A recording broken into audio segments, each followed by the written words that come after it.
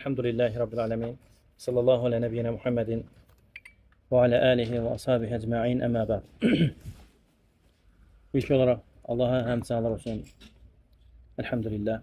Sonra Allah'ın selamı olsun bütün peygamberlere, onların sonuncusu olan Muhammed sallallahu aleyhi ve selleme. Yeri gelmişken bu illəri dördüncü gündür, dördüncü gün gecəsidir. Cümə akşamın gecəsidir.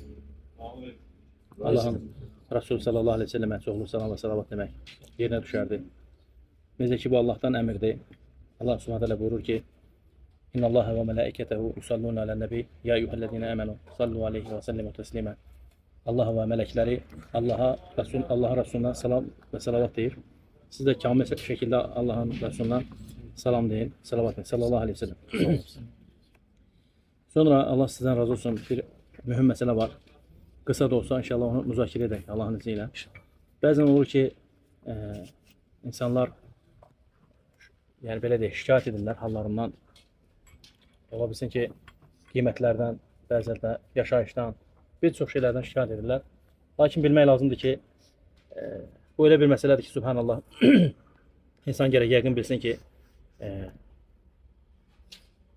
bu Əhl-i Sünnə vəl Cemaatın mənhəcindən başqa, belə deyək, sələfi mənhəcindən başqa bunu heç bir firqə, heç bir təriqət, heç bir məzəb, kim olursa olsun bunu qəbul edə bilmir və etmək də istəmir. Bu da nədir? İnsanların öz günahlarını etiraf etməsi. Bu mühüm məsələlərdən subhanallah. Bunu ancaq sələfi olanlar, yəni Əhl-i Sünnə olanlar nə edirlər? Etiraf edirlər. Yəni Peyğəmbər sallallahu aleyhi ve sellemin sünnəsi ilə tərbiyə almış insanlar nə edirlər? Bunu etiraf edirlər. Kənar insanlar, başqa insanlar dediyim kimi nədir? Heç vaxt bunu qəbul etmək istəmirlər.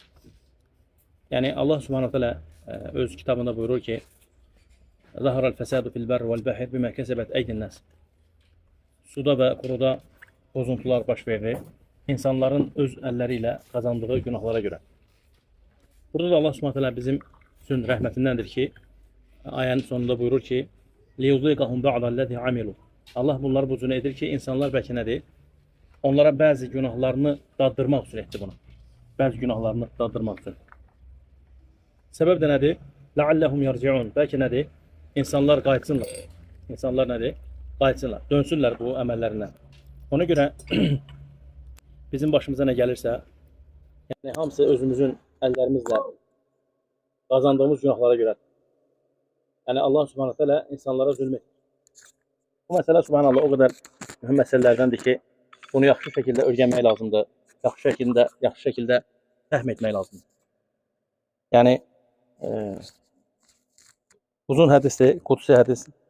Allah subhanahu teala bizə lazım olan yeni götürəcək. Bir neçə əməli saydıqdan sonra buyurur ki: "Fəmən vəcədə xayran fəliyəhmədillah." Kim xeyir taparsa Allah'a həmd etsin. "Və men vəcədə qayra zəlikə fələ yəlumənə illə nəfsə." Kim də bundan başqasını taparsa öz nəfsindən başqa ismi qınamaz. Bu Rabbani bir tərbiyədir insanlar üçün.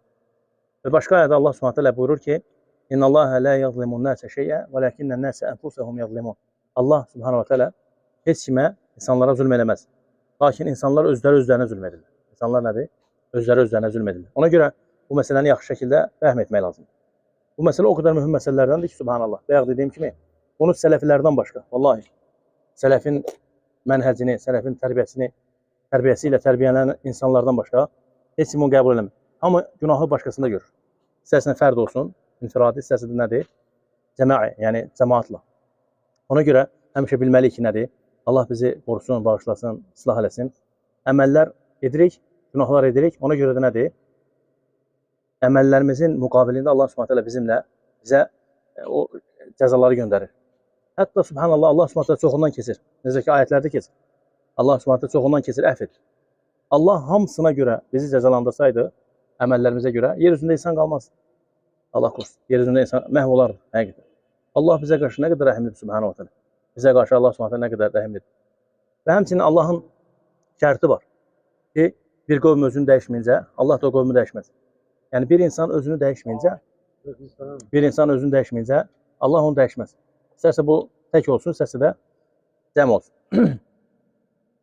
Ona görə gərək biz nə edək həmişə? Nəsə başımıza bir şey gəlirsə, özümüzün nəfsimizdən bilək ki, bunu. Bu mənim əməllərimin ucbatından. Bu mənə görədir. Rəbbimiz o qədər rəhimlidir ki, bayaq dediyimiz kimi, barakallahu fikum, onu bizə etməkdə, onları bizə, yəni bu əməlləri bizə daddırmaqda zülm üçün yox.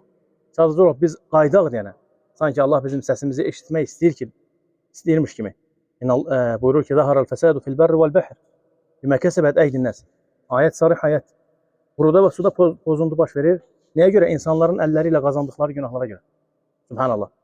Allah deyir ki, Subhanahu teala bəzi əməlləri onlara daddırırıq ki, bəlkə nədir? Qaydalar.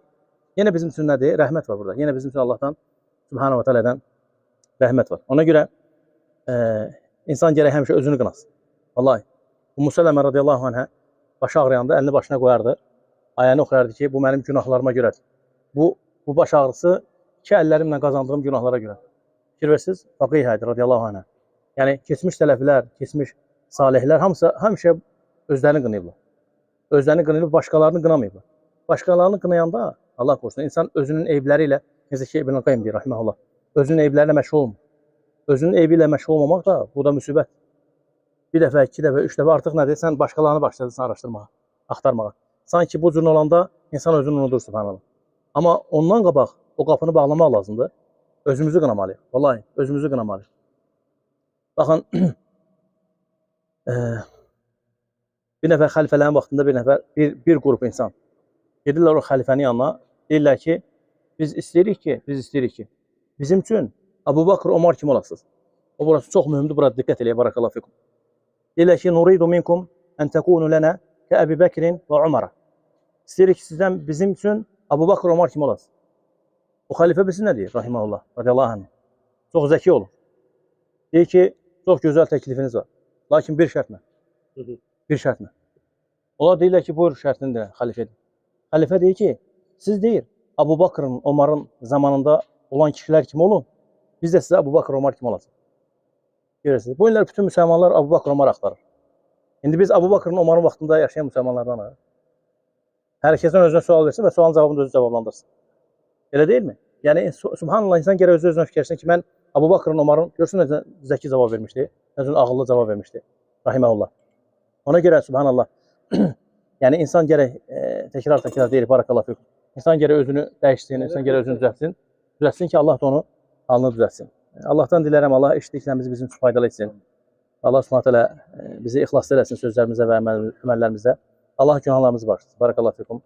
Subhanəkallahumma bihamdik. Şəhadu an la ilahe illa ente, estəğfiruke və etûbü ileyk.